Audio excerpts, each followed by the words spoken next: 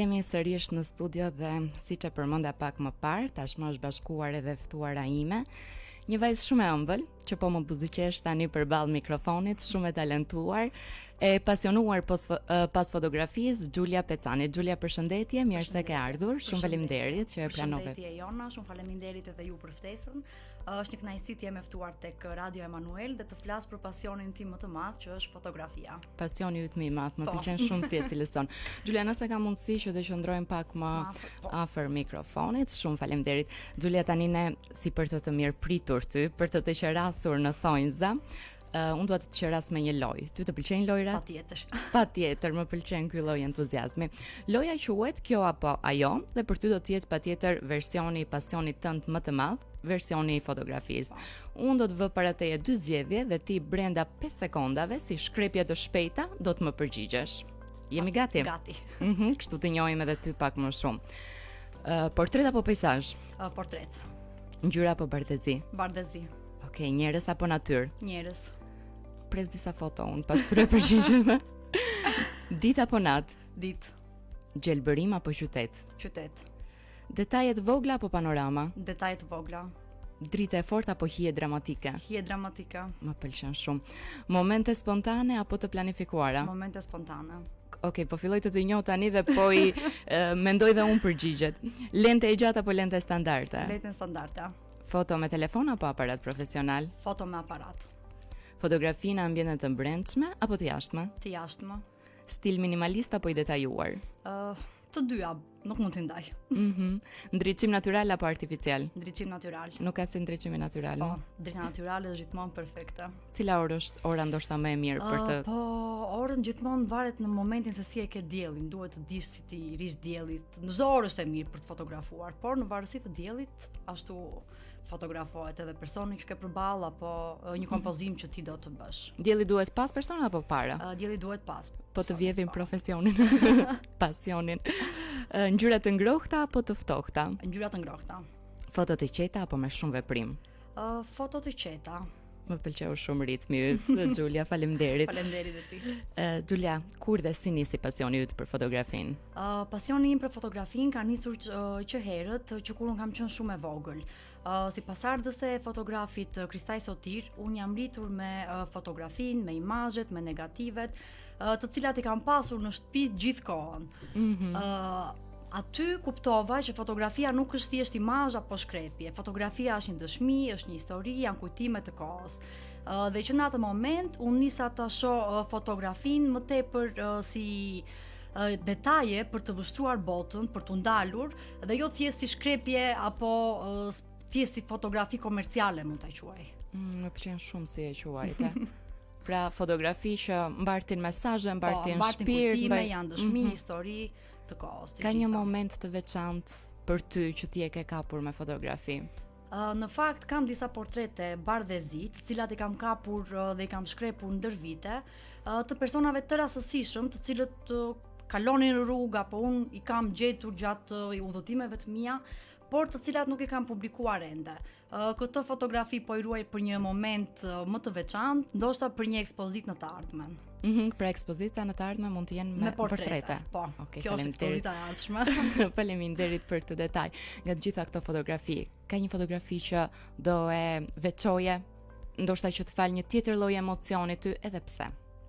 Në fakt është një fotografi personale imja, nga një ditë të cilën do ta mbaj mend gjatë gjithë jetës time. Nuk është diçka e veçantë apo e madhe, thjesht është një ditë speciale për mua, të cilën kur e kujtoj më sjell ndjesi të mira dhe buzëqeshje. Kjo është e bukur e fotografive, që mbartin edhe ato ndjesitë, emocione, kur i sheh pas disa kohësh mendoj, i shikon edhe të kujtohen edhe emocione çfarë të ke kaluar. Giulia, çfarë të frymëzon më shumë ty kur fotografon? Natyra, njerëzit, siç po më thoje pak më parë, ndoshta momenti, eventi që është duke ndodhur? Në fakt më frymëzon të gjitha, më frymëzon e bukura, nuk mund t'i veçoj. Unë si fillim kam nisur të fotografoj detaje arkitektonike të qytetit të Korçës si fillim dhe më pas të gjitha vendeve të cilat unë jam dalur për të vizituar apo për të udhëtuar. Kam fotografuar porta, dritare, fasada, elemente arkitekturor të ndërtesave më të veçanta të qyteteve të ndryshme. Më pas gjithashtu jam dalur edhe tek portretet, pasi mendoj se portretet, nuk e di, për mua portretet janë diçka speciale. Tek portretet shprehin, portretet janë ndjesi, nuk janë thjesht foto. Më pak jam e fokusuar tek natyra dhe tek peizazhi, por nuk mund të them që nuk më pëlqejnë. Pra të gjitha, nuk mund t'i veçoj. Ke ndonjë teknik specifike apo këshill që ti e përdor te fotot e tua personale? Që është teknika jote, do thoshim, ajo që e bën Julia. Më shumë se teknik, unë vendos ndjesin tek fotot e mia. Nuk kam ndonjë teknik specifike. Unë përpara se të fotografoj me aparat apo me telefon, unë gjithmonë e fotografoj me sy. Pra e di që ajo është foto perfekte, e kap me sy. Dhe më pas e shkrep me aparat dhe me telefon. Më pëlqen drita natyrale, momentet spontane, të paplanifikuara, pasi mendoj se ato e bëjnë ndryshimin nga një foto e thjeshtë dhe nga një foto që përcjell emocion të veçantë. Si lidhet pasioni yt për fotografinë dhe me punën që ti bën çdo ditë? Në fakt pasioni për fotografinë me punën lidhet pasi gjithashtu pasioni im tjetër është trashëgimia kulturore, dega të cilën unë kam studiuar. Lidhet pasi unë gjithmonë kam qenë e fokusuar tek detajet arkitektonike, tek portat, fasadat, dritare, siç po e thosha pak më parë, dhe këto janë shumë të lidhura me njëra tjetrën, me trashëgimin, me fotografinë. Kemi parë në fakt shumë foto të bukura portash që ti ke bërë. Po. Dhe me sa unë kam vënë re, jo vetëm në Shqipëri, por edhe jashtë saj, në vendet ku ti ke udhëtuar. Në të gjitha. Kudo që unë udhëtoj, një set fotografik do jetë patjetër për portat. Do na tregosh pak më shumë për këtë lidhjen tënde të veçantë ti dhe portat. Më duket shumë interesante. Të gjithë më bëjnë këtë pyetje në fakt, nuk e di se si ka nisur, por nuk e di, gjithmonë sa herë kaloja në rrugica të ndryshme apo në qytete të ndryshme që kam vizituar, portat më binin në sy. Mbase për elementët arkitekturor, të cilat i kishin të gjitha të veçanta në të gjitha vendet që kam vizituar, por edhe mbase për faktin se portat shprehin dhe diçka më tej përveç trashëgimisë kulturore, ato mbartin histori, tradita, kujtime, të cilat janë përcjell brez pas brezi. Pra në atë shtëpi unë e shikoj si një histori, aty ka jetuar një familje, aty ka ndodhur shumë ngjarje, histori, të cilat janë përcjell brez pas brezi dhe kanë mbritur deri më sot tek na. Pra po themi se fotografia ndikon patjetër te kultura, te trashëgimia kulturore. Si mendon ti specifikisht ndikon fotografia në mënyrën si njerëzit e perceptojnë apo e vlerësojnë e ruajnë trashëgimin kulturor? Tani në fotografinë mund të shprehim shpesh detaje të cilat njerëzit i kalojnë pa i vënë re. Për shembull, nuk e di, po të themi rast konkret, kam shoqe të cilat kalojnë në qytetin e Korçës, por nuk i vënë re detajet që e përfaqësojnë qytetin e Korçës. Dhe këto i kanë parë tek fotografitë e mia. Dhe më pyesin gjithmonë që ti si e ke parë këtë, se ne kalojmë këtu ose pim kafe te ky vend, por nuk e kemi vënë asnjëherë apo. Dhe kjo është, besoj, që fotografia e bën trashëgimin më të prekshme për të gjithë njerëzit, duke shfaqur detajet e vogla në foto, në shkrepje. Faleminderit Julia që na i sjell më afër. Është e vërtet, jo të gjithë kemi të njëjtin sy, edhe sy për të parë të bukurën e trashëgimisë kulturore që kemi rreth e rrotull, por ti e ke bërë më së miri dhe besoj për ata që të ndjekin e kanë shijuar. Faleminderit. Edhe ata ka ndonjë set fotografik që ke në plan të bësh ose disa fotografi që po i mendon? Në fakt kam disa vite që mendoj të realizoj një set fotografik me tema apo titull Korça dikur dhe sot, ku të bëj një krahasim midis fotove të stërgjyshit tim Kristaj Sotirit dhe fotove të mia. Pra të fotografoj të njëjtat objekte, të njëjtat rrugica, të njëjtat kisha ndërtesa që ka fotografuar ai, unë t'i sjell sot në mënyrën time. Pra si ka ndryshuar, çfarë është ruajtur, se si koha ka lënë gjurmët e veta te këto rrugica. Mendoj se shumë pak elementë janë ruajtur, por do të ishte interesante të shikonim se si ka evoluar Korça ndër vite. Sa bukur, ide mrekullueshme. Faleminderit shumë. Je dhe gjithmonë plot ide, plot kreativitet. Faleminderit. Edhe jam e sigurt që do të bësh gjëra jo vetëm të bukura, por edhe që na vlejnë të gjithëve. Shpresoj edhe unë. Julia, tani do na japësh edhe ne disa këshilla, ne të tjerët që duam të bëjmë fotografi, por nuk dim nga t'ja nisim. Tani unë do e nis me një këshill të gabuar, më thonjsa. Dikush që kam njohur në të kaluarën më ka dhënë një këshill të gabuar dhe më ka thënë që për të bërë një fotograf i mirë të duhet një aparat i mirë. Nuk bën dot foto ti pa marrë një aparat të mirë sepse nuk mundesh e të tjerë e të tjerë. Mendoj se kjo është këshilla më e gabuar për t'i dhënë dikujt i cili ka nisur të fotografojë. Unë mendoj se do t'i rekomandoja të gjithëve që të nisin të fotografonin momentet spontane të përditshmërisë, detajet e vogla, apo kompozime të cilat ata mund të realizojnë vetë me syrin e tyre pa qenë momenti perfekt. Pasi mendoj sepse aty lindin fotografitë më të bukura. Për shembull, unë që kam thjesht telefonin për momentin dhe nuk e kam një aparat. Jam gati, mendon? Je gati. Edhe unë fotografoj me telefon sepse jo gjithmonë aparatin e kam me vete. Por momenti është aty, unë e kap me telefon. Nuk duhet ta lëm. Nuk duhet ta lëm momentin. Edhe unë jam pak tip si ti. Më pëlqen të kap në fillim fotografitë me sy dhe pastaj nëse syri më ka kapur jam gati të bëj fotografinë. Po ja, problemin e kam pak me atë dritën e diellit. Jo gjithmonë dielli është në atë han ku unë dua të kap foto. E kuptoj. Po mund të zgjidhësh orën e pasdites sepse ke perfekte për të fotografuar. Ka ndonjë detaj tjetër që duhet të kemi parasysh? Ndoshta Mendoj... si duhet mbajtur aparati, nuk e di. Aparati, tani se cili ka mënyrën e tij të fotografuarit, disa përdorin lente të standarde, disa përdorin lente më të mëdha sepse varet çfarë duan të fotografojnë. Nëse do të fotografosh peizazhe, mendoj se do të ishte më mirë me lente me zoom apo sepse nuk mund të fotografosh me lente standarde që kam unë, sepse unë kam një lente portreti dhe për detaje, sepse unë jam aty më shumë e fokusuar.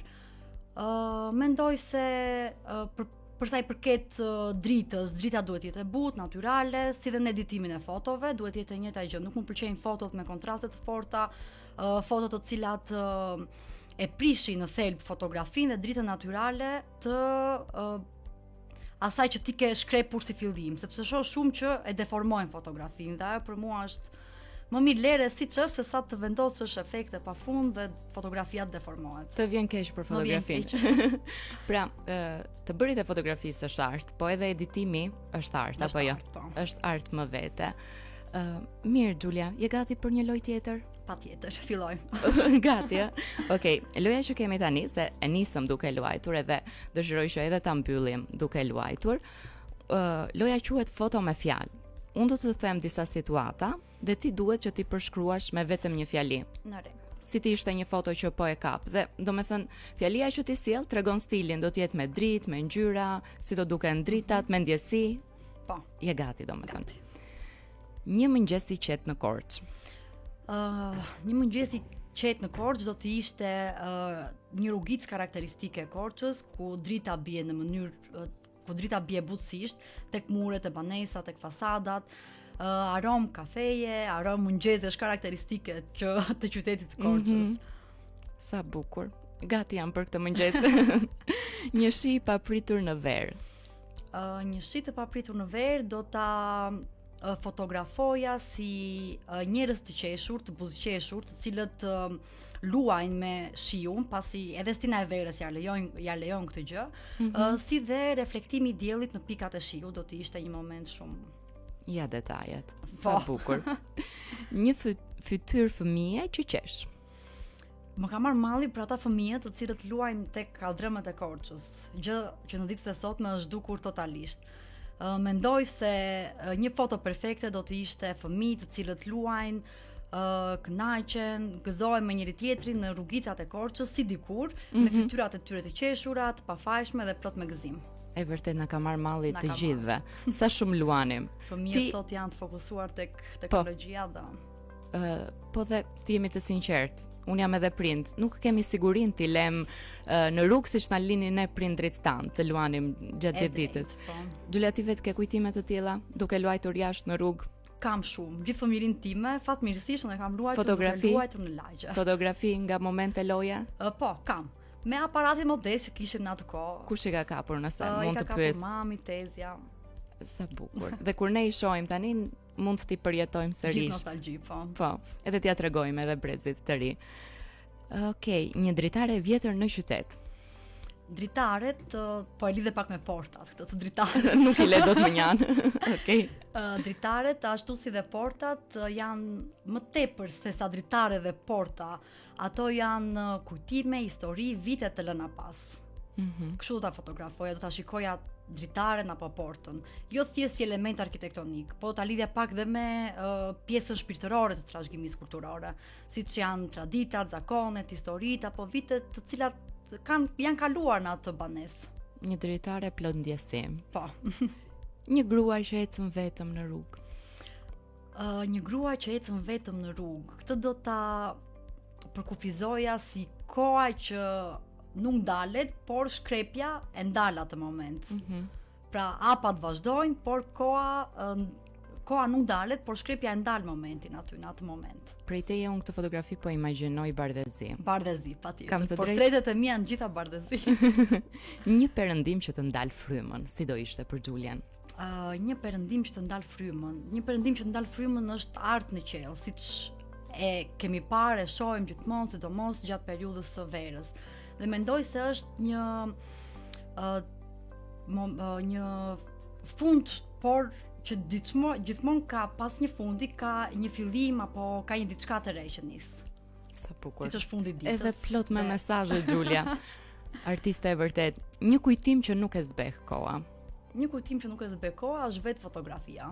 Janë të gjitha fotot, dhe përmbledhja të gjitha fotot janë kujtime të cilat koha nuk i zbeh. Çfarëdo foto të jetë, një foto familjare, foto peizazhi, portret, një moment ditëlindje, feste, gëzimi e të tjerë. Mua mu duk Xhulia sikur mi solle të gjitha si fotografi para syve, duke qenë që edhe kemi parë fotot e tuat, edhe të njohëm më shumë nga biseda së bashku sot në studio dhe mu duk sikur krijova një ide të stilit tënd, të artit tënd, shpirtit tënd të bukur artistik. Xhulia, do të na lësh me një mesazh të gjithëve sot te Buzëqeshi i ditës, cili është mesazhi yt për ne sot? Një mesazh lidhur me fotografinë do të ishte fotografo atë që të pëlqen, mos ju bind nuk e di në thonjza mbase personave të tjerë të cilët të thonë bëje kështu, bëj ashtu, pasi unë e kam kaluar vet.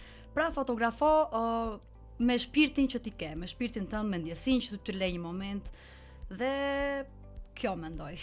Ti tani ke krijuar plotësisht stilin tënd apo jo? Ke dal për te atyre kufive që u përpoqën njerëz të tjerë të vendosnin apo jo? Mendoj se po. Nuk kam dëgjuar asnjëherë. Gjithmonë kam ndjekur stilin tim, i cili ka ndryshuar ndër vite, po ta mendoj, sepse edhe unë nuk kam qenë perfekte, si në editim, si në kompozim, por që me kalimin e viteve dhe me kalimin e kohës perfeksionohesh. Ti ke mësuar në mënyrë autodidakte? Po, në mënyrë autodidakte, nuk kam ndjekur në një kurs apo thjesht mendoj se kam pak të trashëguar dhe të lindur këtë pjesën e syrit artistik dhe të fotografisë. Kështu që për gjithë ata që mendojnë se kanë sy artistik, kanë dëshirën, ka shpresë.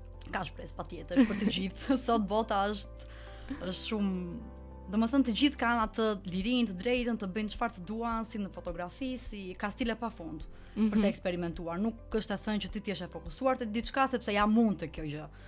Gjithmonë ka hapësira për të gjithë, për stilin e tyre, për ngjyrat që ata duan të përdorin tek një foto, për momentet të cilat duan të kapin, sepse un kam parë fotografë të cilët kanë stile pafund, domethënë nuk është e përcaktuar kjo gjë.